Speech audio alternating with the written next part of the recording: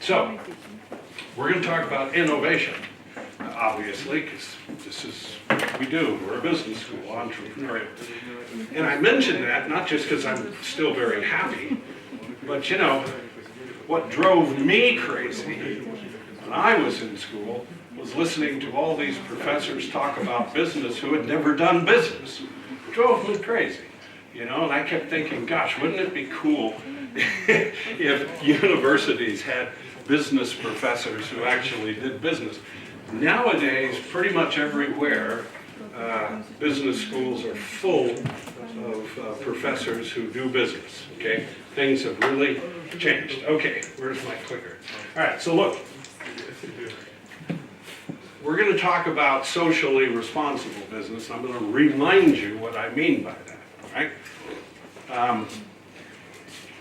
Okay. I hope do we have a new battery for this? Last time I would have one. Here I was tortured.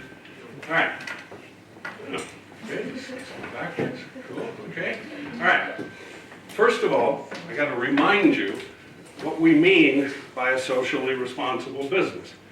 It is a business that recognizes all of the capital assets that the business consumes and sadly today mostly throws away in a landfill or the Dnieper River, okay, or throws away as a human being with a 700 hryvnia pension.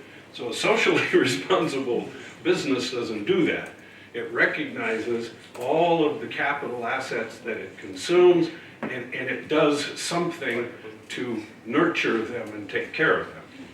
So I showed you guys this last time, so I hope you forgot.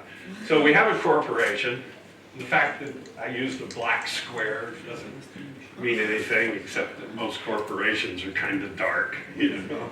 Okay, so what are the capital assets? Remember, financial, all right? That's sadly, you know, what we focus on. Remember that great word, myopic? Sadly, everywhere in the capitalist world, which is everywhere nowadays, we focus almost exclusively on financial, but there's also social. And remember, social can be tangible, right? It's things like roads, metros, and you know, water treatment facilities, okay? Because you can't operate a business, a private business, if people can't come and you can't ship your product because there's no roads and there's no ports and there's, you know, right? So, but it can also be intangible, okay? Meaning the kind of communities that live where your business is located. Are you contributing to those communities, such as educational assets, right? You know, parks, quality of life, right? Clean air. Are you building, helping to contribute to build a high quality social environment in which you are a part, okay? Natural capital, this gets a lot of attention, right? You can't have any kind of business without consuming natural capital. Our cell phone app company, it's a cell phone app. Yeah, but this cell phone consumed a lot of natural capital in order to be a platform for our platform, okay? And this one, human capital, that's pretty obvious what that is. And then produced capital. And remember, the problem we have in our current capitalist world is we have built a capitalist world, a corporate world, an accounting system, a system of incentives for investment that focuses exclusively on financial capital and produced capital, buildings, machinery, equipment, right? These are very important, but again, if you take a balance sheet, you'll never see a balance sheet for any corporation, including ours, sadly, that says anything about the cost, the value, the consumption, the investment concerning human capital, natural capital, social capital. We just, you know, close our eyes and just ignore them, all right? This is changing really, really, really rapidly, and it's not changing by people who, you know, have a soft heart. The world's largest venture capital fund is named BlackRock. Hang on, this is a big number. BlackRock is managing globally 6 trillion, right? That's a 6 with 12 zeros. $6 trillion of assets managed by one venture capital firm. They now have a policy, a written and down corporate policy that says every company we invest in has to start finding a way to measure these assets and has to have a corporate purpose. And they have to show us that they're meeting that purpose and that they're doing something socially responsible when it comes to, you know, natural assets. You think climate change and human and social. All right, this is changing, all right? We're getting some of the world's biggest and ugliest corporations, like Amazon, who Microsoft, okay, these are not nice guys. These are, you know, these are not nice guys. But they're spending vast amounts of money to become carbon, not just carbon neutral, carbon negative. And they're looking at like 2030, okay, 10 years, should be yesterday, but 2040, okay? So the psychology, the human psychology behind business is beginning to change.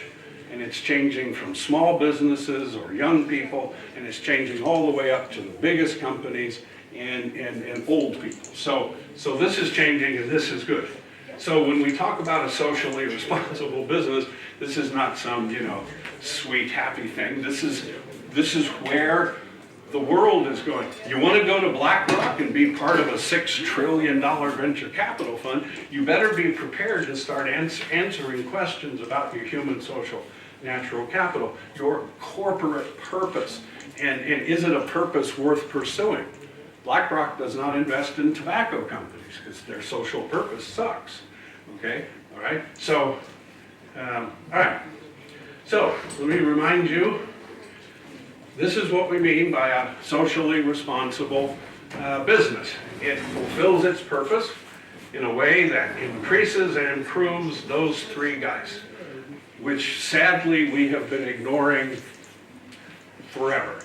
We can't ignore them anymore, and we're not ignoring them anymore.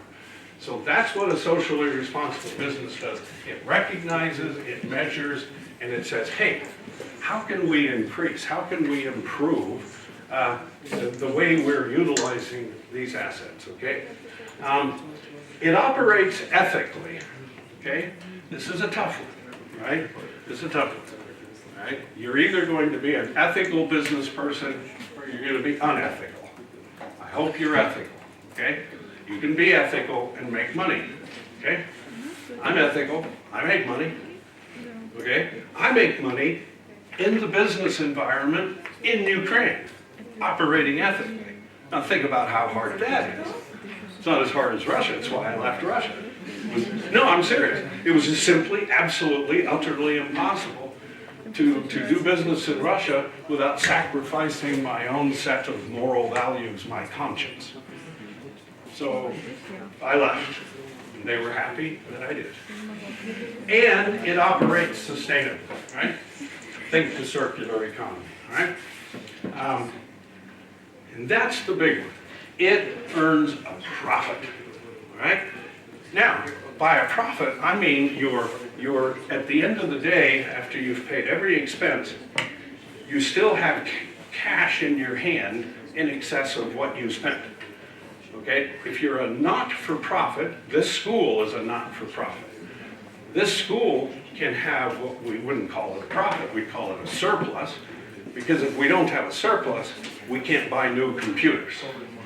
And if we don't buy new computers, students will stop coming here. Okay? All right. So we're going to talk about socially responsible business, innovation, making money, okay, being really clever, really cool.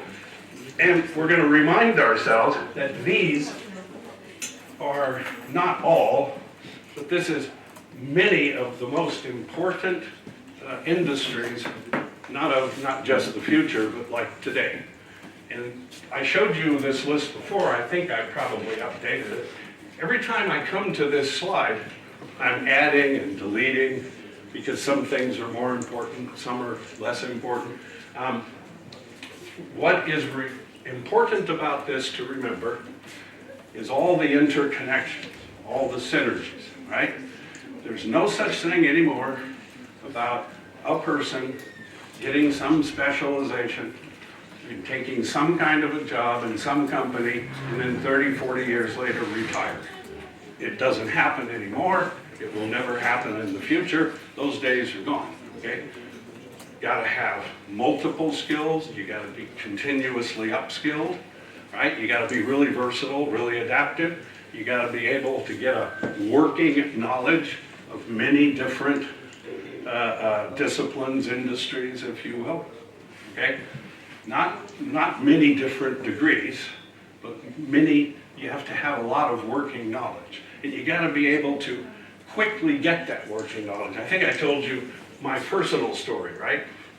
Where suddenly I'm supervising this research organization, and I had to work with, supervise, publish papers with geologists, mining engineers, metallurgical engineers.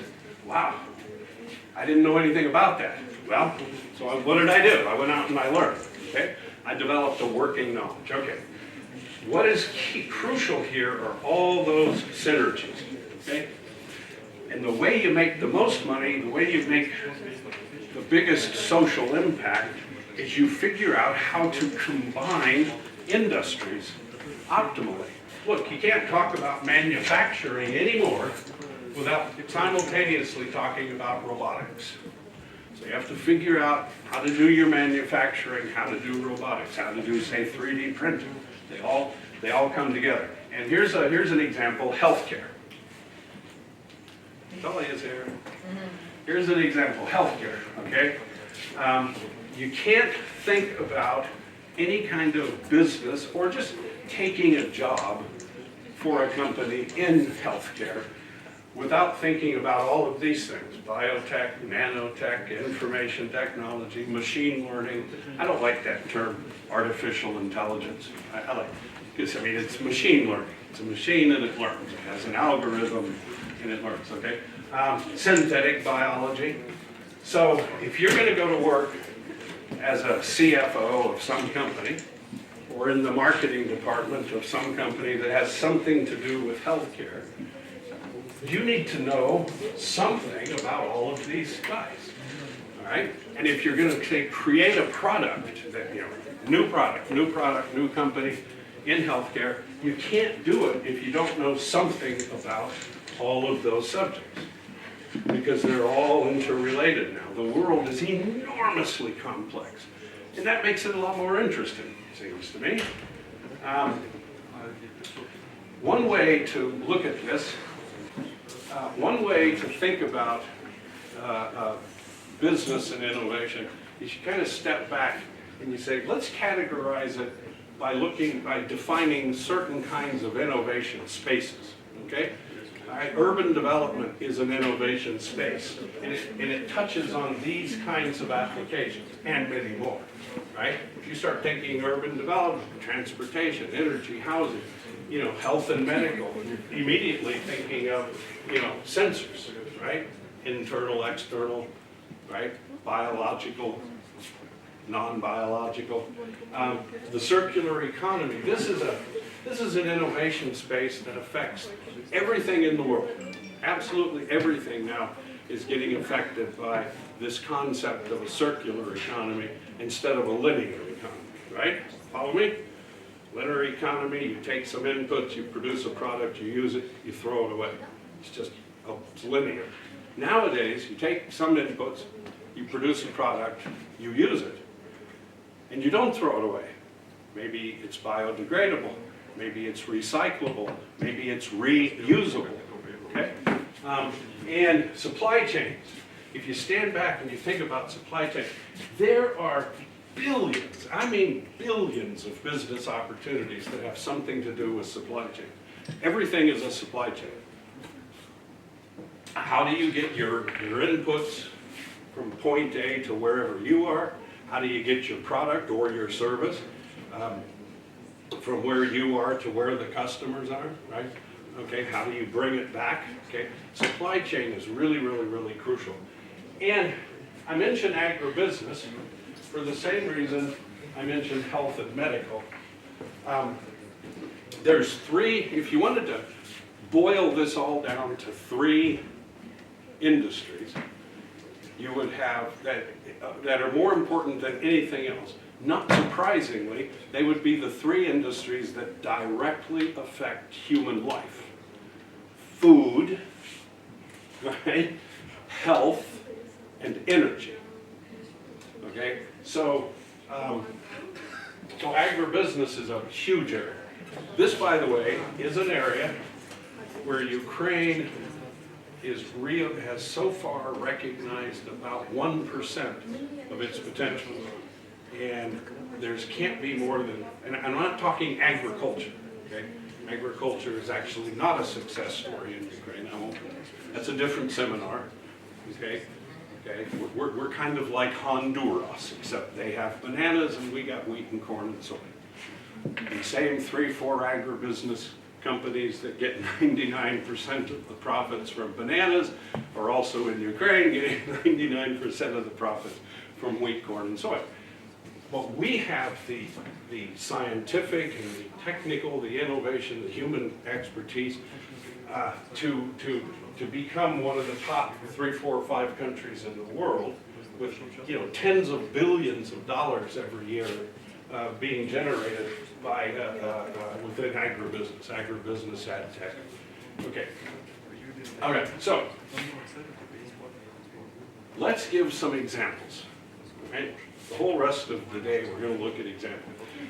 I'm going to show you three kinds. I'm going to show you what huge, big monster companies are doing,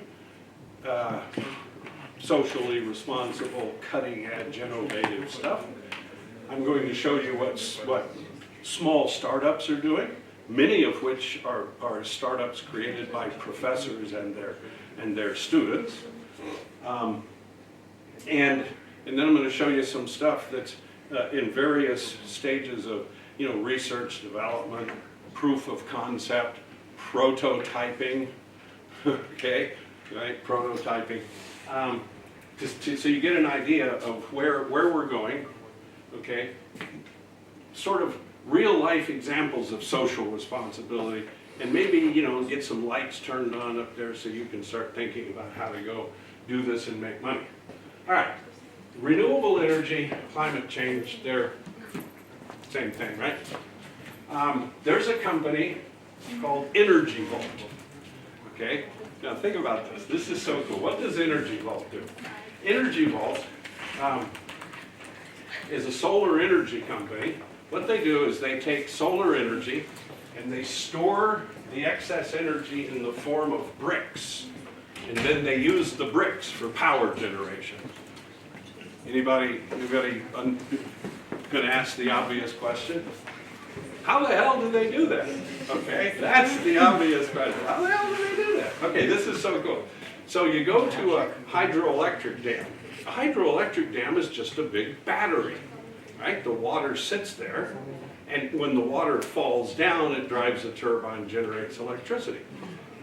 So what you do is they have the special towers in these very, very special kind of bricks that absorb massive amounts of solar energy. So they got their solar panels, and these special bricks absorb it, okay? And then the bricks, absorb it, and then at night, when the sun's not shining, they let the bricks down. And, a falling brick is like falling water, and it generates electricity. So this is where you want to talk about zero carbon footprint, right? This is actually carbon negative, right? Because it's not just solar energy, But the problem, of course, with solar is how do you store it? Well, you can put it in a lithium battery. Yeah, but lithium batteries actually have a big carbon footprint themselves. The mining, the transportation. Lithium's often mined in kind of funky countries that have bad labor laws. Okay, so lithium batteries has some problems we have to sort out. This is just some big old bricks. The sun shines, the energy's in those big old bricks. And then at night, and the energy is used, I misspoke. The energy is used to raise the bricks. The bricks themselves absorb heat as well. And it's used to raise the bricks, and then at night the bricks come down, generates electricity. Brilliant, simple, and socially responsible, right? There's no footprint in it. Okay. Socially responsible in the sense that there's no battery storage, so you're not worried about all the negative effects of lithium batteries, and it's obviously got implications for climate change, right? This is better, this is a lot better than investing in a vodka factory, right? Right? That has no social value. This has social value. All right, let's take another example. I can see we don't have a lot of engineering students here. Okay, over at KPI, they go crazy over this stuff, because you know engineers. Okay, in India, I found 4 startups, and these startups are all, anybody here been to India? Okay. Like New Delhi, Mumbai, oh my goodness.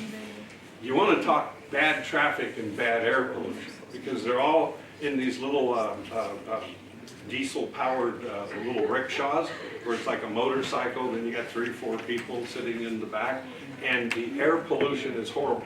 And you know, and it kills people. I mean, it's bad air, bad health, it's just awful, just awful. So what's happening now is companies are coming along, and they are using electric-powered rickshaws. They're called rickshaws. Okay, old. Think of a motor scooter with a little metal bench on the back where 3 or 4 people sit. Okay, so we're now seeing 4 of these guys.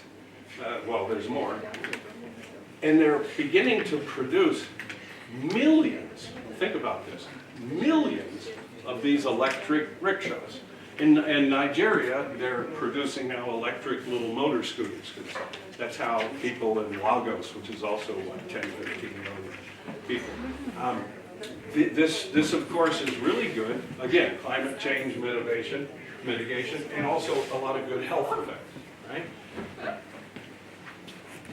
There's one other really extremely important thing about major Indian cities shifting from diesel-powered little scooters and rickshaws to electric. Does anybody want to guess what that is? Price, we'll just say. Yeah, price, right. I don't think they could buy a Tesla. Yeah, I can't buy a Tesla. Can you buy a Tesla? Your money. Okay, cool, I like that. All right. When you do something like this, you create an entirely new ecosystem of businesses, all right? Somebody is going to manufacture these electric, I'm going to call them scooters, okay? Someone's going to manufacture these electric scooters. They have to be distributed, they have to be sold. More importantly, they have to be serviced, right? Okay, so someone has to learn how to maintain, how to repair these guys, right? So when you start introducing an electric scooter to replace diesel, you're going to disrupt the market, okay?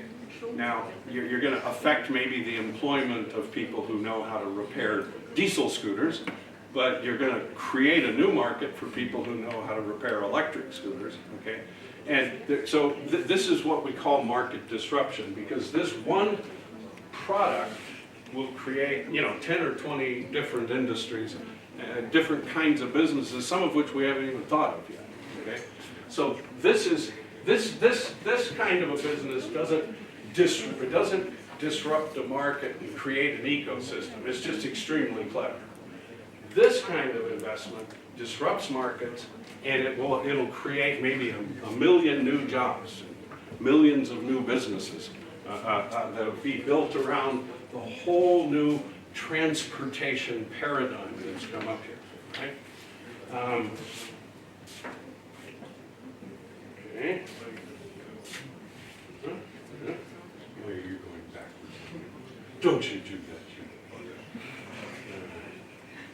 All right, well, there we go. Anybody remember how to make that go away? I don't.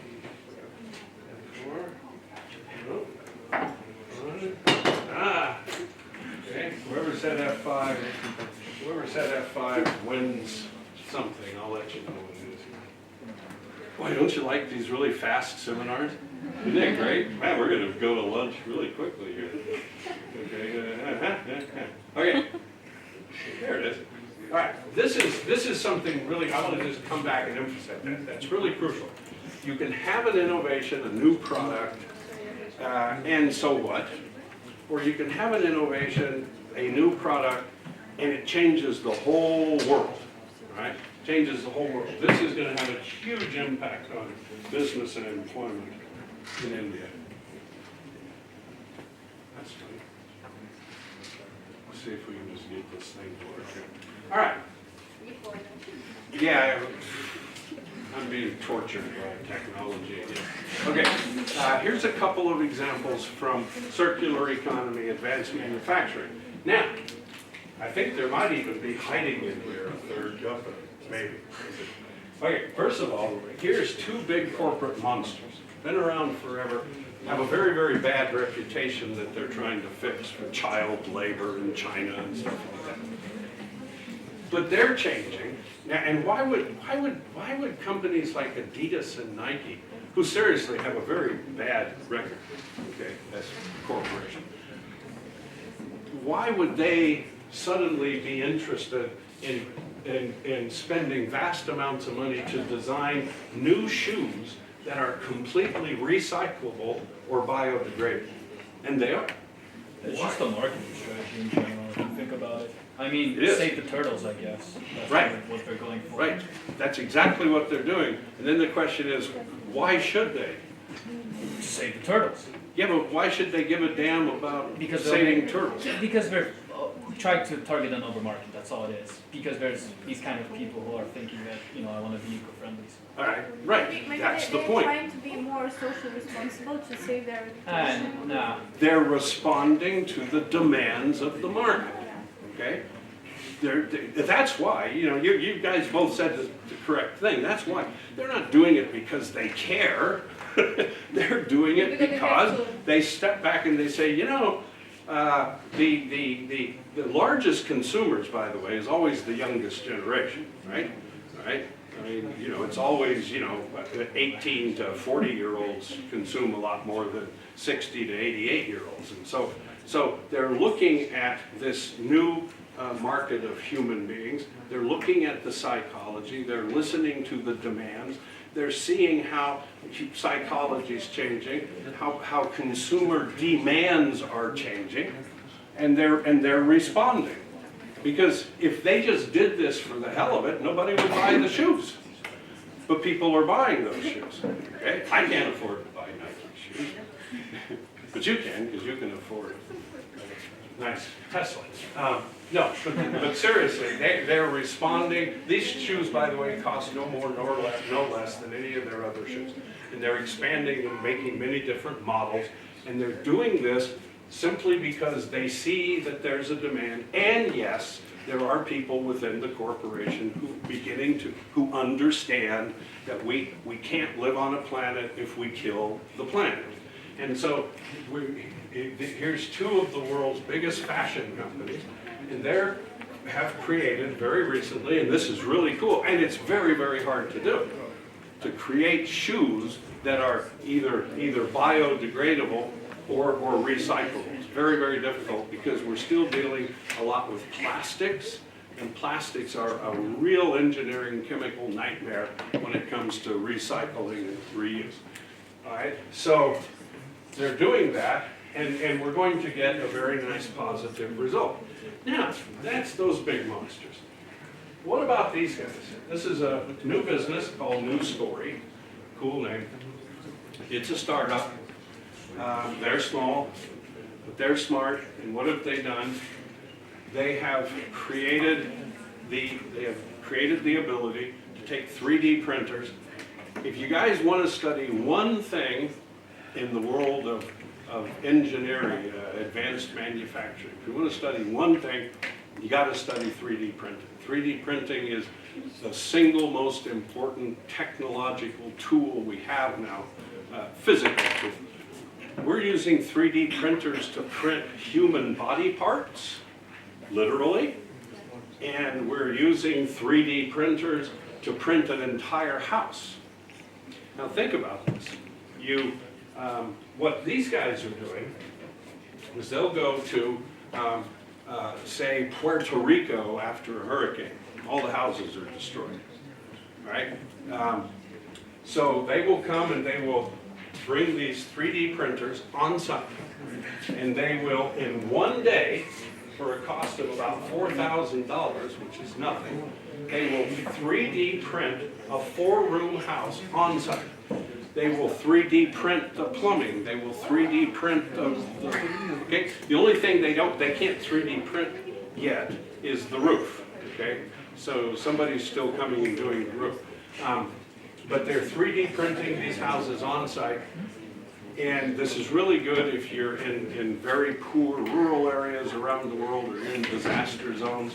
You need very quick housing. And these can be any size. They're typically, you know, maybe 50 square meters, 100 square meters typically, okay? So just like a regular apartment. In the Netherlands, which is a very wealthy country with, you know, rather well-to-do consumers, there's a company 3D printing houses. And, you know, they're small houses, but, you know, the whole world is moving now away from the big, dumb American style, you know, we call them McMansions in America, and realizing that, you know, we need to live in smaller houses. So the Dutch are 3D printing houses. They're a lot more expensive, they're a lot more fancy, but we actually have the ability now to go on site and 3D print a house. Very few activities in this world reduce your resource consumption, reduce your carbon footprint more than 3D printing a house on site. You're not chopping down trees, and you're not dealing with cement, which is one of the most polluting industries in the world, and a very difficult one to clean up. Cement's very technically very difficult. So you're eliminating timber and you're eliminating cement. You can 3D print the foundation. And all the transportation, right? All the fuels that are being burned to transport all of these materials, and, you know, deforestation and all a million other issues. So 3D printing of houses is becoming a big deal. And yes, it's a really big deal for disaster relief for very poor countries where you have, you know, people and literally no housing for them. But if the Dutch are doing it, then you know there's also a high-end market. So we got the Dutch on the high end, and we got these guys who are truly socially responsible down here on the low end. And this is really cool, all right? So that's another example. This thing has gone cuckoo. Oh, there is something hiding in the middle. Okay, check this out. All right, this is a company that doesn't even have a name. Okay, this is some university-based researchers, and they have a product that they call recycling identification device. You know, listen, there's a reason why there's a reason why companies hire people who study marketing. Can you think of a worse name for a product than recycling identification device? Okay, this is why people study marketing. Okay? There has to be a better name. Okay, but these are scientists. Okay, these are scientists, and that's what they call it. It's under development. It's going to hit the market, and this is a big game changer because what this product does is it uses infrared spectrometry hard to say early in the morning. It's just shining a light, okay? Right? But this thing is so cool because it's a physical product, okay? And it has this optical capability to shine this light on plastic, different kinds, million different kinds of plastics and composites of plastics, moving on a conveyor belt and a recycling. And it's teamed up with some pretty powerful AI software. And what it does is it identifies different materials for sorting. Okay, because the biggest problem with recycling is, first of all, it's very dangerous, dirty work to get people in there trying to sort. So you can sort it mechanically, but you know, I mean, a mechanical sorting system is dumb. You have to tell the mechanical sorting system what to sort, okay?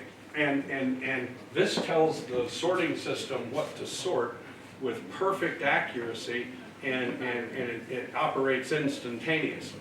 So you can sort out all the garbage you don't want. You know, those composite plastics that cannot be recycled from, say, the plastics that can be recycled. And so this speeds up the process, it makes it more efficient, it increases your output, okay, more output, more revenue, right? Lowers your cost. It makes the job healthier and safer for people who work there. It also forces people within recycling to be upskilled. Upskilled is good. You know, the higher your skills, the bigger your paycheck. So this is really cool, and this is coming onto the market very soon, and it's going to really improve the recycling industry. And notice how this guy is kind of a natural sort of ecosystem development following this guy, okay? Right? So, because you can modify this to identify any kind of material, right? You know, right now they're focusing on plastics, but but it can be any kind of materials for sorting, including these shoes. So again, it speeds up, right? So you're pulling out all the shoes and all the pieces of all the shoes that can be biodegradable, can be recycled. So it really makes the whole circular economy work better. And this is really cool. Now remember, guys, this was done by engineers, and this is done by engineers, but, or you know, biotechnologists or nanotechnologists. But these companies all have to have people in accounting functions, marketing functions, and management functions, people managing the supply chain, people who know how to determine to the penny what something costs and to figure out what you can sell a product for, right? In our entrepreneurship classes that we have here, like in the Keystone course with the master students, there were several brilliant ideas. There were some really dumb ideas too, but that's okay. But there were several brilliant ideas. But the problem with a brilliant idea is figuring out what to sell it for, right? And especially if it's a new product. If it's a new product, you have no idea what to sell it for. If I'm going to create a new chocolate bar in Ukraine, I can figure out, just market research, what I can sell the chocolate bar. I go look at what does Roshan sell a similar chocolate bar for, okay? And I might have a Kopak more, a Kopak less. But if it's a new product, okay, like a smart umbrella, which is really a cool product, what are they going to sell it for? That's a big challenge. This is where business people, business students and economic students, this is our expertise to get in there and figure out somehow, some way, what we're going to sell the product for. Because if we try to sell it for too much, well, we go out of business. Worse yet, we sell it for too little. You got to sell for what the market's willing to pay. Okay, so all of these again are creating jobs for every profession A to Z. But again, if you're going to work at this company, you got to know something about 3D printing technology. You got to know something about housing markets. Okay, right? I'm almost afraid to push this button anymore. This comes a little closer to home for you guys. E-commerce is a big thing. there's a lot of sustainability work in e-commerce, right? And I picked on fashion because fashion is, by the way, one of the world's biggest industries. Fashion is a huge industry, right? And here's a company, startup company called Marine Layer, which is a better name than recycling identification device, I think. These guys are, they're quite, it's a partnership between a Spanish company and an American company, and they're producing recycled cotton t-shirts using cotton and synthetic fibers.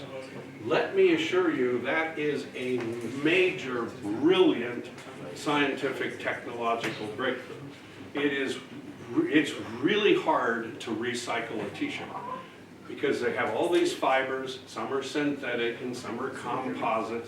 It's very hard to pull out what is recyclable from what is not, and very expensive. And so recycling t-shirts is a big deal. And these brilliant guys, Spanish guys, American guys, figured out how to do this using no chemicals, no dyes, no water. All right, and one result is this massive reduction in landfill. If you go to a landfill, one of the, could even be number one, but if it isn't number one, it's number 2 or 3 sources of landfill garbage is textiles, it's clothes, And, we've also created, sadly, this is mostly the fault of the Americans, we've created a throwaway culture. Buy a t-shirt, you wear it 3 or 4 times, you throw it away. Well, not me, I got t-shirts that are 20 years old, I never throw clothes away. So, don't anybody say it shows, okay? These are new clothes. But the point is, there was a time when you would buy a shirt and you would wear that shirt for 20 years until it disintegrated. All right, and nobody really cared. Well, now we've created, unfortunately, this consumer culture, throwaway culture, where you buy something, you wear it a few times, throw it away. Well, it's going to take a long time for that cultural psychology to kind of change and shift. But meanwhile, we can say, okay, we're in kind of a throwaway culture. People like to wear a t-shirt 3 times, throw it away. So let's don't, like a lone wolf in the forest just howling, and let's go out and sort of meet the enemy on their own terms. And so here comes this business. This business is going to be a multi-billion-dollar business. And there'll be imitators, there'll be people following, there aren't going to be monopolists. But this idea of recycling t-shirts. Now, what happens? Remember the idea of an ecosystem. Okay, here comes some brilliant Italian guys and Spanish guys and Italian Institute of Technology, University of Malaga. And these guys have come along and they have created, I love this, this is new, it's a startup, okay? They've created a t-shirt that generates electricity. And this is so cool, man, okay? Trust me. If you look at these examples I'm showing you and you get excited, you're going to make a lot of money in your life. If you look at these examples and you don't get excited, you are not going to make a lot of money in this life. Because you got to look at something creative and innovative and get excited, because then you'll start thinking of something yourself. Our idea for the cell phone app, okay, I mean that came out of our brains. It's unique. Nobody else is doing what we do. It's a unique idea, okay? And because we get excited about these things. Okay, they don't just, the t-shirt doesn't just generate electricity. It generates electricity from tomato skins. Who's gonna ask me the obvious question? What? Yeah, well that's, okay, first of all, yeah, what? Okay, that's cool. Okay, that's the obvious comment. WTF? What? Okay, but the obvious question is, how the hell do they do that? Okay, this is so cool, all right? And this is a testament to human genius, all right? All right, Don't ask me why, but it turns out that you can take tomato skins and create a solution. And they're not throwing in a bunch of weird kill the planet chemicals.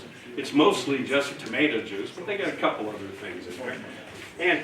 And they take the skin of the tomato, which is cool because tomato skins from a factory producing, say, tomato juice, crushed tomatoes, it's waste. It gets thrown away. All right? Well, they go get this tomato skin, and it's like free because the factories, right, the agribusiness is making tomato juice. They say, great, please, get these tomato skins out of here. They take the tomato skins, and they figured out a way to make a solution that they then spray onto a T-shirt, and then you put on the T-shirt, okay? And of course, there's zero negative health effects because it's tomato skin, unless you're allergic to tomatoes. And then you put on this T-shirt, and as you walk, your body generates heat. And the fibers in the T-shirt, it's not some, billion-dollar golden T-shirt, okay? These are cotton fibers. But the fibers in the T-shirt with this tomato skin solution, which is very highly conductive of electricity, it takes the natural motion of your body and the heat that your body is generating, and it takes the heat and it turns the heat into electricity. And the electricity can power your cell phone. It can charge your cell phone. Put on your T-shirt, put your cell phone in your pocket, plug it into your T-shirt, right? Plug the phone in, and then you walk, and all right, or you can have, maybe it's got remote charging, and as you're walking and generating body heat, you're generating enough electricity, this is serious stuff, to literally recharge a cell phone. If you're recharging a cell phone this way, as opposed to plugging it into the wall in this school, so that you can use electricity coming from an Akhmetov coal mine, and the coal mines are killing the planet, and surely we can find a better guy to make rich, right? So this way, this is really socially responsible, okay? And it's really innovative, it's really cool, and they're gonna make so much money. They're gonna make so much money you cannot believe. First of all, I have in my bag here somewhere, a cool little charger, portable charger I carry with me. It's really cool, but I had to buy it, 30, 40 bucks. And it's kind of heavy. I don't put it in my pocket, put it in my bag. Well, if I have T-shirts that generate electricity, boom, I don't need it. You can just take it. So that's really cool. And think of the feedback here. They're biodegradable T-shirts because it's nothing but cotton fibers. Where did they get the cotton fibers? They got the cotton fibers from these guys that are recycling cotton T-shirts. So they're buying the cotton fibers from a cotton fiber recycling company, and they're getting the tomato skins from agribusiness companies, right? So it's recyclable. They're getting cheap inputs. It's really cool. So this is technological and business brilliance right here, okay? Not only that, remember the concept of an ecosystem, right? I think of like knocking down one domino and other dominoes fall. What happens when you start having companies that create recyclable T-shirts? What happens is somebody else jumps up and says, I have a good idea for a company. I'm going to call my company's Days, okay? And I'm going to have a T-shirt subscription service. These things now are becoming very popular. They're going to make tons of money. Here's how my T-shirt subscription service works. You go online and you sign up. You get an account. And every month you pay some fixed amount of money, and I will send you 5 T-shirts every month, 5 new T-shirts. Right? Wear it like a magazine subscription, but you get T-shirts, and some really cool websites. You can, I like that T-shirt, I like that T-shirt. You can design your own T-shirt, right? They'll send you the T-shirt, and then you can wear it 3-4 times, and then you can return it to them to get a new one. And what do they do with the T-shirt? They give it to these guys who recycle it, right? right? So this company grows out of, well, this company and others like it grow out of this company and others like it. And if you didn't have a company like this, you couldn't have a company like that, okay? Because, you know, you just end up with a one-way street, it'd be too expensive. These guys are getting the cost under control because they're taking recycled T-shirts and selling them. You wear them, they're completely new, they're just coming from the recycled ingredients. And you wear them, you return it, you get a new one. You can wear it 3 or 4 times now, don't feel guilty. Send it to them, they send you a new shirt, T-shirt, they go back to the factory, okay? So this is like a circular economy within a circular economy. And they're responding to consumer demands, okay? And it will become a thing, okay? It will become a thing to wear recycled T-shirts, right? We can all remember when we first started to go to school, when we were 6, 7, 8 years old, and it was a thing to wear blue jeans. It was a thing to have a certain kind of fashion, certain kind of hairstyle, certain kind of a walk. Pull your pants down like in America below your butt, you know, kind of walk like that. Okay, right. These are things, all right? Human culture is a really powerful thing unto itself. We all respond to this huge wave of human culture, and it will become a thing to wear recycled T-shirts. All right? If somebody starts to smoke in this classroom, everybody's going to jump up and say, "It's okay, it's your decision, but don't smoke in this classroom." There will come a time when a kid will come into school and his friends will say, "You're not wearing a recycled T-shirt. You're not wearing recycled shoes. What's the matter with you?" Oh, right? You're gonna feel, okay, and then you're gonna go away because we all want to be part of a human community, and then you're gonna come back the next day in a recycled T-shirt and recycled shoes. It will become a thing. And again, this complements companies that recycle. Right? This is how you have to think about business. It's how you have to think about innovation. You gotta keep anticipating. You gotta keep asking, what do consumers want? What do they need? Okay. I'm sure I told you my favorite example, that nobody wants to own a drill. Right? We all know what a drill is. Nobody wants to own a drill. Nobody needs a drill. But we need a hole. And maybe we need a hole in wood. Maybe we need a hole in plastic, a hole in metal. Maybe we need a small hole, a big hole. Maybe we need 1 hole. Maybe we need 1,000,000 holes. We need a hole. And when we need a hole, we go out and we look for some technological solution, or some solution to our problem. I need a hole in a piece of metal. Okay, I'm going to buy this drill with a special bit that drills holes in metal.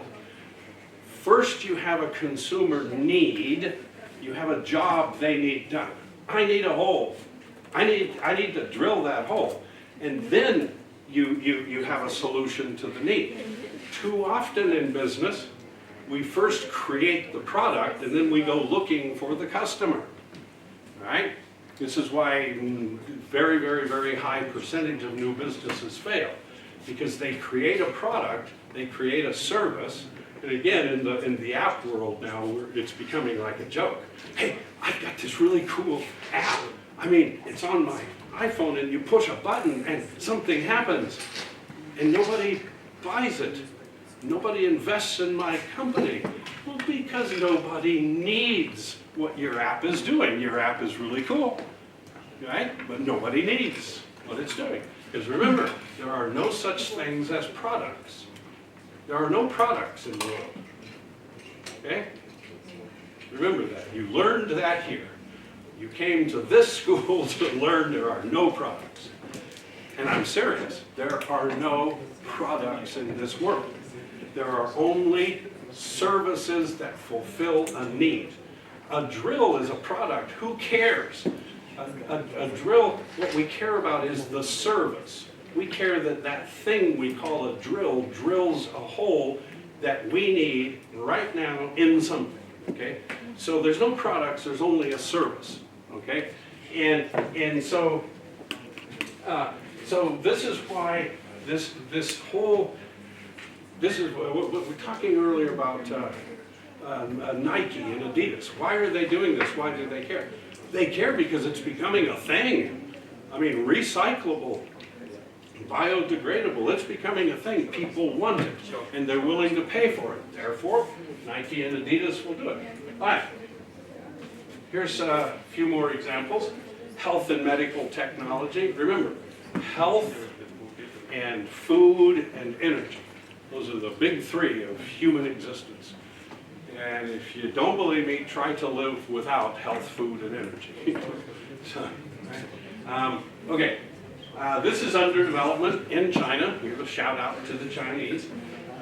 It is not a smart bandage that takes care of viruses, but it does take care of bacteria. This is a smart bandage. This is so cool. And trust me, this is going to take over the world too. And other companies just like it. China's now developed to the point where instead of the Chinese stealing all their best ideas from the Americans and Europeans, we're going to now start stealing all the best ideas from the Chinese. Right? And that's going to make the world a better place. So the Chinese scientists, under development, they've come up with a smart bandage. You cut yourself. It's for cuts. So you cut yourself and you put on this smart bandage. When you put it on, I think it's blue when you put it on. If the bandage detects a bacterial infection, okay, because wounds get infected, right? If it detects a bacterial infection, it will change color, which will notify you and your doctor that there's a bacterial infection, and it will then release one of any number of medicines that are in the bandage. Right? You might have 4 or 5 different kinds of medicines for typical bacterial infections and cuts. So it detects a bacterial infection, it releases exactly the right dosage depending on the strength of the bacterial signal, okay? And if it's working, then the bandage goes back to blue, all right, from red or whatever it is. If it detects a bacterial infection that it can't cure with these, low dosages of medicine, or something that is like it's a bacterial infection, but I don't know what it is. Okay, bandage is smart, but it's not omnipotent. Then it'll turn another color, telling you better go to the doctor and get this treated because you got a serious infection. Before it turns that final color, it will release some molecules that are designed to really viciously attack whatever the bacterial infection is. Just long enough to give you, like a day to get to the doctor and get this fixed before you get, some kind of blood disease. So this is really cool. It speeds up the healing, of course, but here's what's really, really important about this smart bandage. One of the biggest health problems we have in the world is we use too much antibiotics. I mean, we're crazy about antibiotics, especially in Ukraine for some reason. You go to the doctor and you say, I have a headache. He gives you antibiotics, okay? We use too many antibiotics. And so therefore, all the bacteria are becoming antibiotic resistant, right? You use an antibiotic, it kills 99% of the bacteria. The 1% that's left, it's like Arnold Schwarzenegger, right? And because you couldn't kill it. Now you still can't kill it because it becomes resistant to bacteria. And all of these antibiotics then get in our landfills and our water. They end up in our fish supply and our vegetable supply. And we're killing ourselves literally with antibiotics. So this is a small step in the direction of reducing antibiotic consumption in dosage. So it'll increase your health and good for the health of the planet. And again, this will get developed by the Chinese. They'll get some patent coverage. China has patent protection too. And they'll start selling and making tons of money. And then other companies, hopefully some smart people in Ukraine and other countries will come and say, okay, I've got a variation on that theme. I can innovate something a little different, a little better, a little cheaper, right? So this is really cool. And again, this is not a seminar praising technologists, although it is, okay? Human beings are brilliant. But let me remind you, what price are you gonna sell the smart bandage for? We don't know. They don't know, because it's still actually in the lab under development. What price are you gonna sell it for? I don't know, because I don't know how much it costs to produce it. Well, who's gonna figure out how much it costs to produce it? Well, some business or economics person, that's what we do.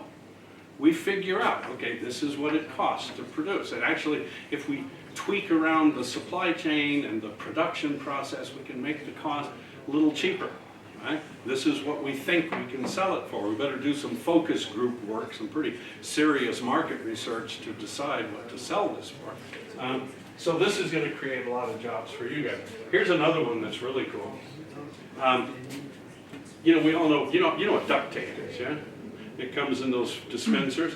All right, so here's effectively, and this is in Canada, probably by Chinese scientists who immigrated to Canada, or Ukrainian scientists who immigrated to Canada. Okay, so in Canada, they've come up, that's not their name, that's my name. It's not, they don't have a company, it's still under development. Okay, so it's a smart duct tape dispenser, and this is a handheld device. Now it's a physical thing, so it has to be, you know, designed, and it has to be prototyped and tested. And you can make it, you know, maybe too heavy or too light or too weak, or, you know, I mean, this is a big deal. It's a big deal trying to figure out how to get the economics of that thing just right. But what it does is it prints skin. Okay, think 3D printing. This is just a small handheld 3D printer that is literally printing real human skin. This is not phony human skin. This is real human skin for burn victims. Right? If you're a burn victim, the only way to solve your medical problem is you got to put skin on there. Can't be your skin. It has to be my skin, or my body goes cuckoo and rejects it. So that means that you have to go to a doctor. Well, that's expensive, but what if you're living somewhere in rural Guatemala and there are no doctors, okay? Or there are doctors, but they're too far away. And then the doctor would have to take a piece of skin from here and put it there, and that's kind of a zero-sum game, right? You know? So this guy comes along, and this allows emergency medical technicians. They jump out of their ambulance and they see that you're a burn victim, and they can sterilize your wound, and then right there on the spot do what you might have had to wait hours or days to do. Literally just 3D print your skin, human skin, okay, right onto wounds.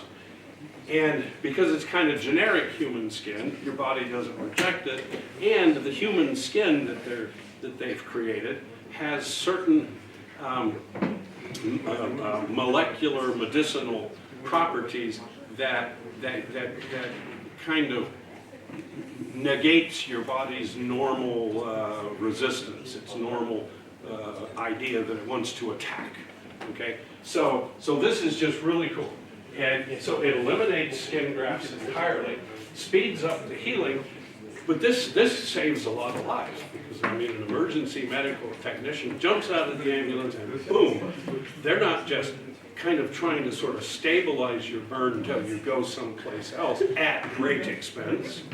They are literally 3D printing, they're literally curing you on the spot. Okay, that is really cool. But again, this device has to be produced. This is the thing that's holding them up. Okay, they figured out. Hey, hold it down there. You're allowed to talk and look at your phone. Just do it quietly.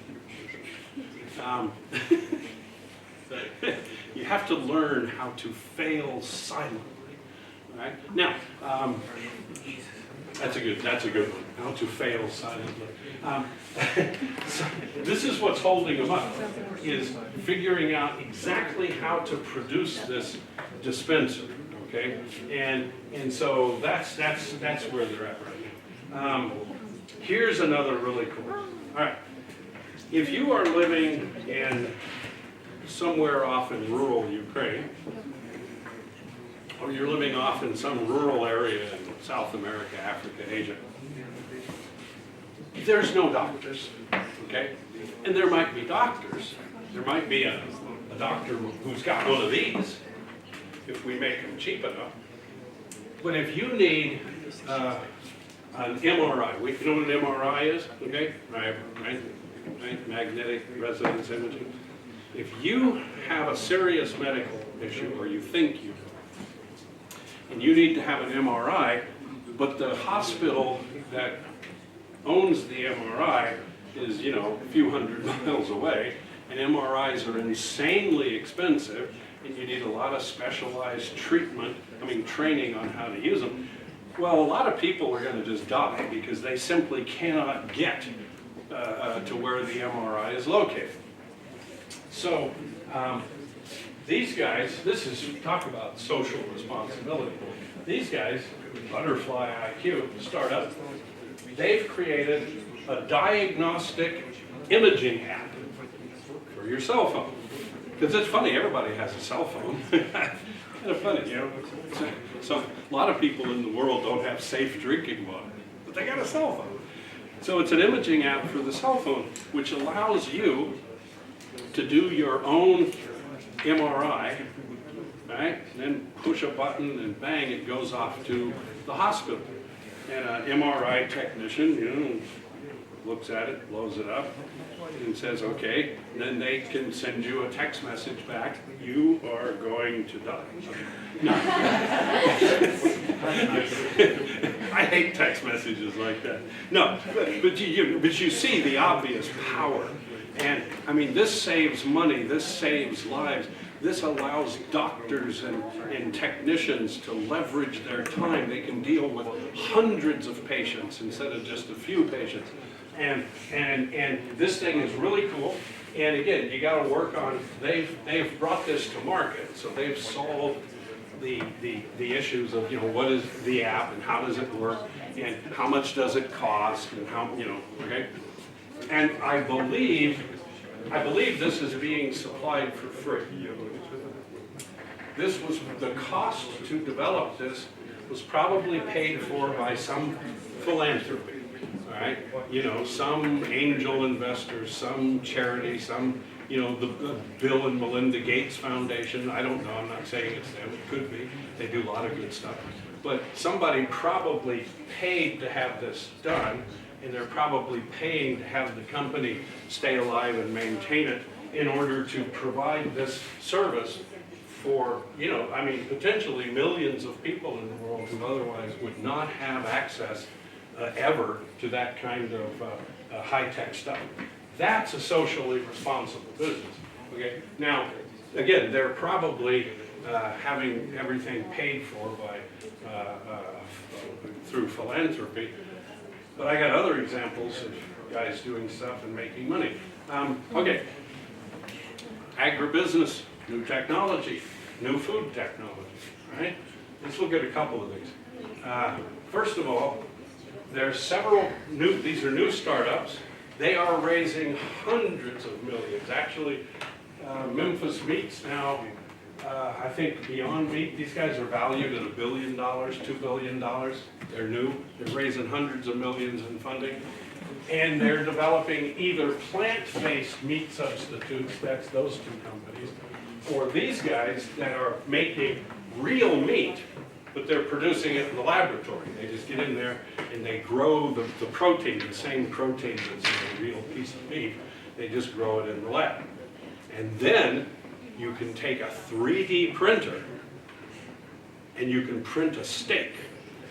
And the 3D printer will take these proteins and if they will you can 3D print a steak that looks and tastes and feels exactly like the steak off a cow, because 3D printers lay things down in layers, right? They build from the bottom up. So here's a layer of muscle and a layer of fat, and okay? So you literally cannot tell the difference now between a lab-grown 3D printed steak, like a T-bone steak, and one that was pulled off a cow. Obviously, this is really good for the environment, okay? Some people like to eat meat, but they don't like the fact that cows are killing the planet. Okay, well, it's not the cow's fault. It's our fault. We're killing the planet. The cows are just like guns, you know? So it's not the cow's fault, okay? So some people like real meat, but now they can have real meat without, you know, supporting this planet-killing beef industry. Some people are vegetarians, or they're not necessarily complete vegetarians, but they want a plant-based substitute. And these are based on peas and soy and things like that.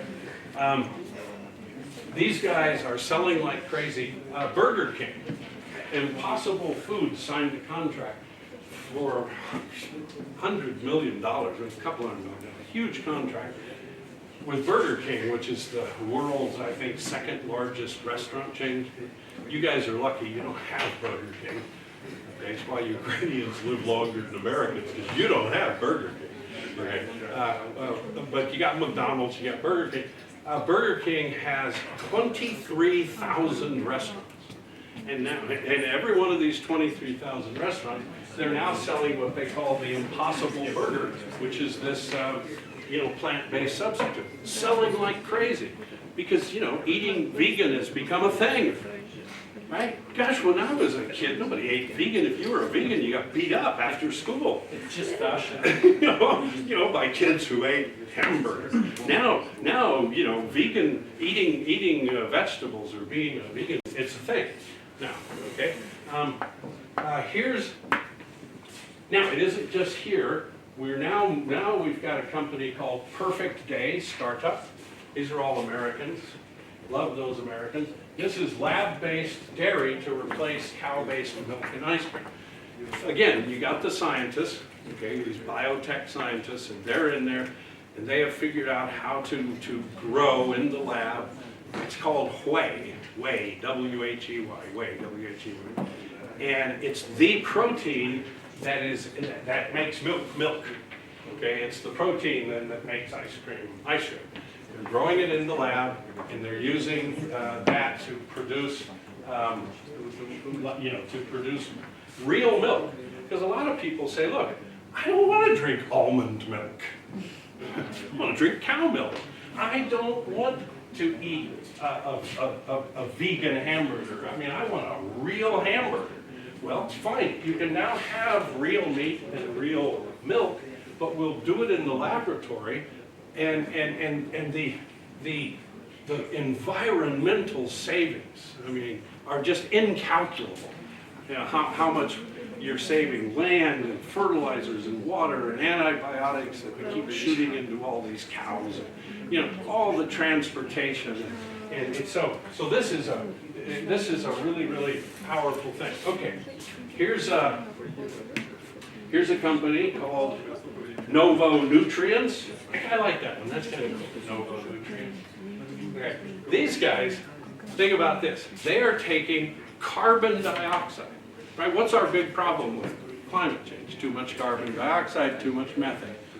Nobody knows what to do about the methane. Okay? Methane's a little tough. We know what to do about carbon dioxide. We just don't have the courage and the smarts yet to do it. Well, these guys came along and figured out a way to take carbon dioxide right out of the atmosphere, which is good because we got too much. Take carbon dioxide and they use it to produce fish feed for aquaculture. There's something called the law of unintended consequences. When aquaculture first came out, when aquaculture, you know, like shrimp farms, fish farms, when they first became a thing, in the 80s, everybody said, oh, this is really great. Well, they're great, but they also have a lot of negative environmental impacts because you put too many fish in too small of an area, and then they start getting sick. And so now you start giving them lots of antibiotics. Well, that's not a good idea. Not only that, what do fish eat? They eat other fish. So we start saying we're going to have farm-raised salmon in the North Atlantic. Every time you buy salmon in the store, it's farm-raised, wild caught. It's all farm-raised, but that farm-raised salmon is eating other fish. So all over the world, we are collapsing the anchovy fish stocks and the sardine fish stock because they're being harvested in order to turn them into fish food to feed fish so that we can eat fish. When you think about it, that's kind of dumb. So these guys, what they do is they put a factory, and these can be small factories, and you go right to a power station, right to a manufacturer, anybody that's emitting carbon dioxide. And you just run a pipe from their factory to your factory, and you just suck off all of their emissions.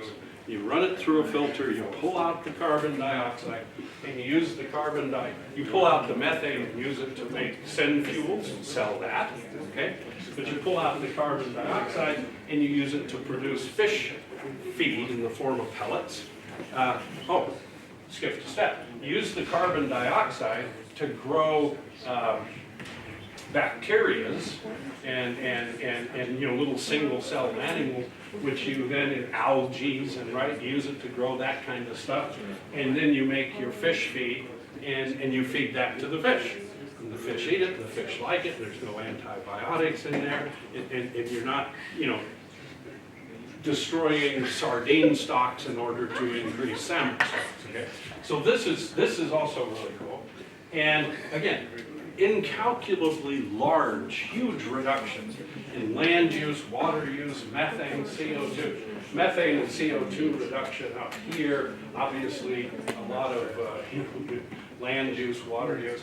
So these companies, again, let me emphasize, these companies, they're doing something I would call socially responsible. They're not just producing another chocolate bar, another flavored brand of vodka. They're not, they're not producing still yet another style of automobile. Okay, we need those things, okay? I mean, in winter you need vodka, it's cold out there.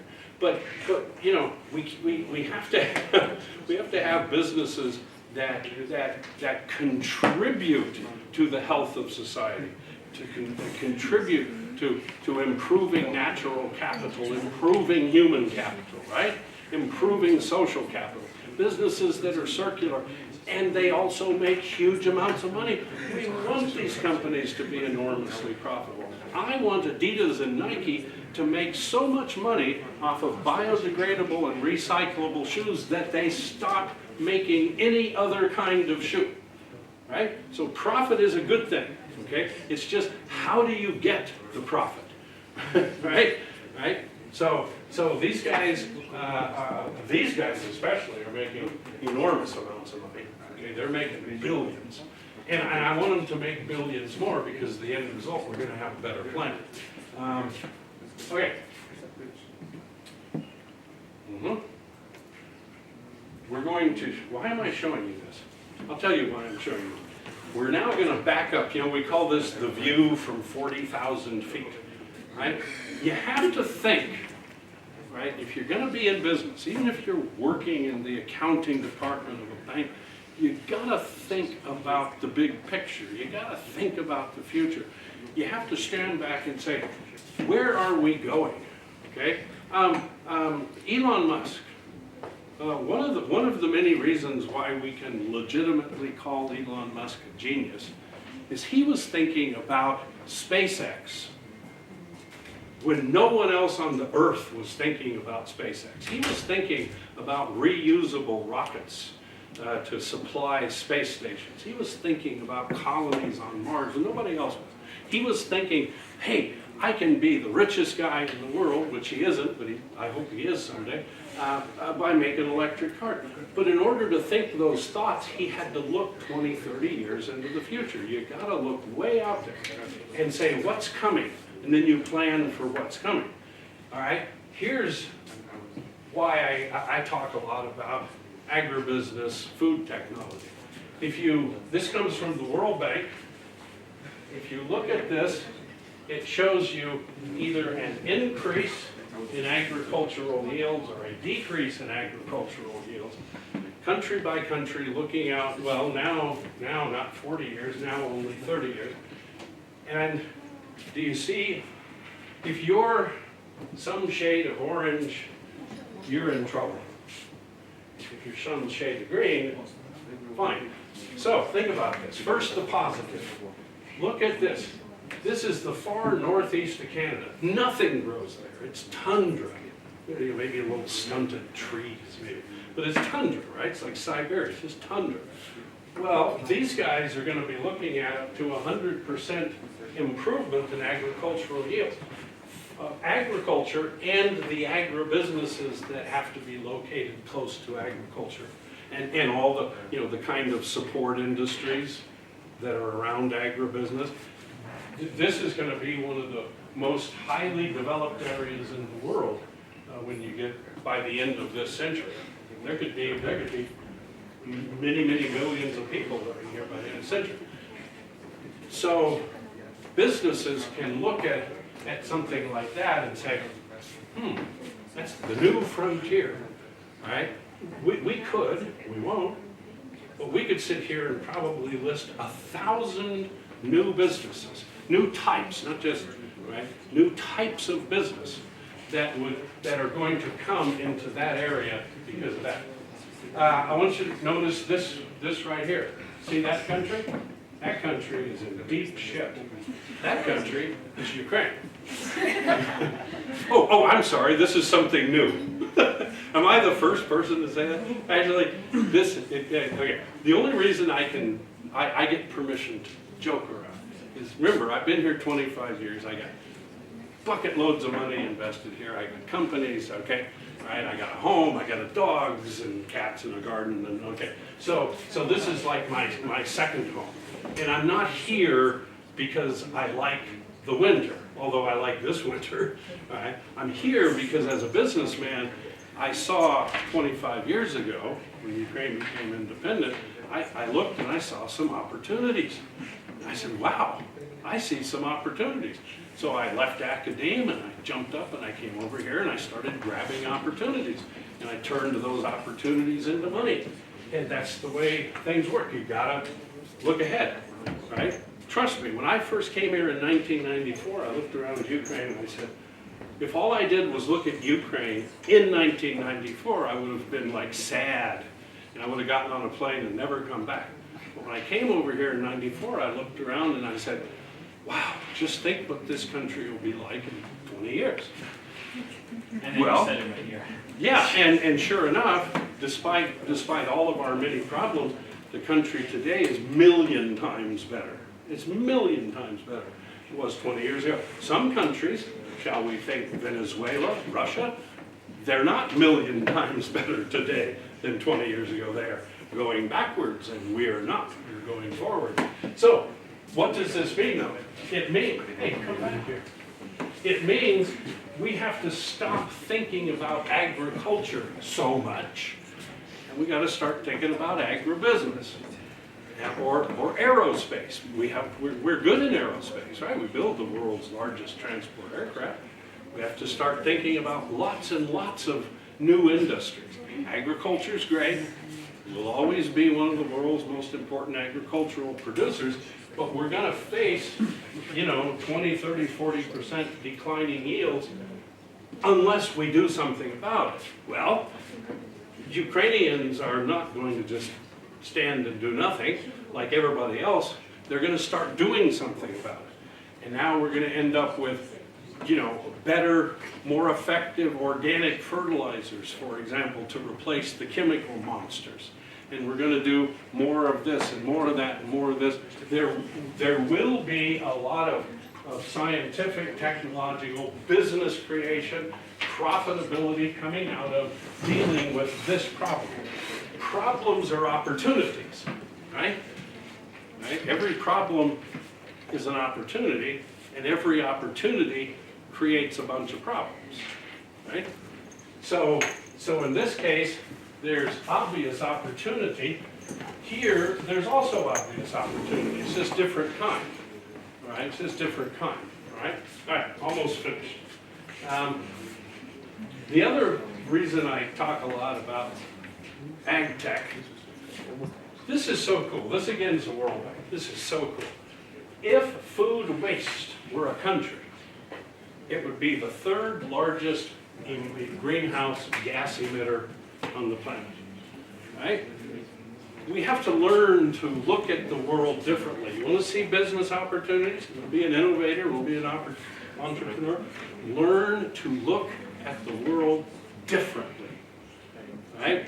And what happens now is we all say, well, we look at greenhouse gas emissions by country, or maybe by industry. Well, transportation, right?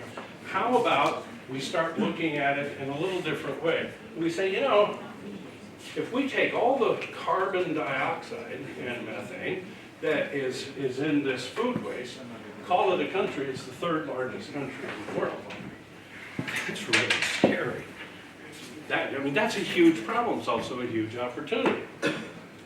We are wasting, the estimates range from 30% to 40% of all the food that we produce is wasted.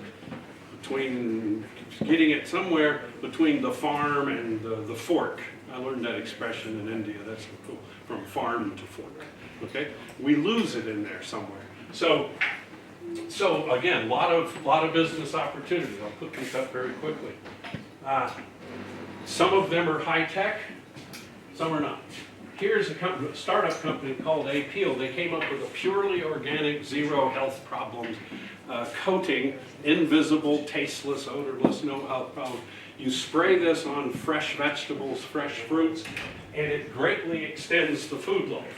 And when you take it home and you wash it, okay, it's like a carrot, you take it home and you wash it, it just dissolves.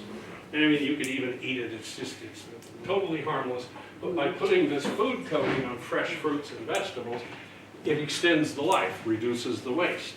Anytime you reduce food waste, man, the effects in terms of climate change, resource consumption, agriculture consumes the hell out of, water and chemicals, herbicides and pesticides, fossil fuel energy to take the tomatoes from Mexico to New York City, right? So this is really cool. These guys, this is under development by some American scientists, love them. They named their company, it's two women. It's two young women, graduates of MIT. They were in their sort of keystone course in MIT and working on their master's or PhDs. They came up with this idea. They're working on it, they're getting big investment, and it's bio-based packaging, okay? It's just a new kind of packaging that, again, the packaging itself is fully compostable, which the plastic isn't nowadays. And it's bio-based, so it keeps the food fresher, healthier, longer, right? And anything like this, they're going to make tons of money. They're going to get hundreds of millions of investment. They're going to make tons of money. And the end result is they're going to start helping reduce food waste, which is good for the planet. And then here comes some smart IT guys. That's a weird name, BanQ, maybe they're Chinese. This is a blockchain digital ledger for small farmers. Because, if you go to Africa especially, you got just uncounted millions of small farmers, and they can grow a surplus, but they can't get it to market, okay? They sell to some, bullying middleman, and they don't get anything, kind of like the way our wheat industry operates here. So this allows small farmers to sign contracts. Small farmer is going to grow, some vegetable. He can sign a contract with a supermarket or a restaurant. He's in rural Kenya, and he can sign a contract with a restaurant or a supermarket in Nairobi, and he can know the price, and they can organize the delivery, the quantity, and the quantity, and he can manage everything. He can get, loans through another microfinance app. And then when he doesn't have to trust the middleman anymore, right? Because he'll have the contract, and he'll negotiate the price, and then he'll use just whatever transportation method is best for him. And then because it's blockchain, and every tomato has an identifier and a little sticker on the tomato, he can manage the supply chain of his product all the way to the supermarket. Why is that important? Because the supermarket doesn't pay for spoiled tomatoes. They say, I'm going to buy 1 ton of tomatoes, but you know, by the time I got 1 ton, half of the ton was wasted, and the farmer can say, no, no, no, no, no, no, no, no, I got my blockchain here, man, and I know, okay, and I got my bio-labeling, right, right, I got my bio-labeling, and I know that only, you know, 5% was wasted, not 55. And so this also gives a lot of self-control and dignity to small farmers, okay? I got some bad news. We're finished. Remember this. You can be a socially responsible business. You can care about people, natural environment, your communities. You can have a heart. You can have a soul. You don't got to be, you know, Bank of America. You're going to be Amazon. You're going to be D-Tech. You can be like real human beings running real corporations and making huge amounts of money, but doing something that is good. Okay, that's my motto. Move with purpose and exchange things. All right, that's the last two I'm going to leave you with. But they're really cool. Again, this was paid for by charitable sources. So you got a mobile app to help the vision impaired. I mean, this thing literally tells you left step, right step, left step, stop. I mean, it literally guides a completely blind person to walk somewhere they've never walked before, which means what? Dignity, freedom, employment, education. This is so cool. You know, countries like Russia, China, and a lot of them like to censor the news. So these guys came up with this cool idea where you take news and you put it in the form of a song and you put it out there on YouTube or Spotify or iTunes, because the AI programs that the government censors are using, turns out it's really, really, really hard, even for the Chinese government, to censor music. So you put the news, you know, about the, you know, coronavirus, and that's literally, you put that literally right now, and you put that real factual information into a song. You just kind of, you know, rap it or sing it and stick it on Spotify. People find it and they get the information because the censors can't cut it out because they haven't designed the AI yet to be that sophisticated. Okay, that's real. That's real. Social responsibility. Okay, any questions before we go? Are all of you going to be inspired to go out and look at the world differently, come up with cool business ideas, make a lot of money? All right, let's go.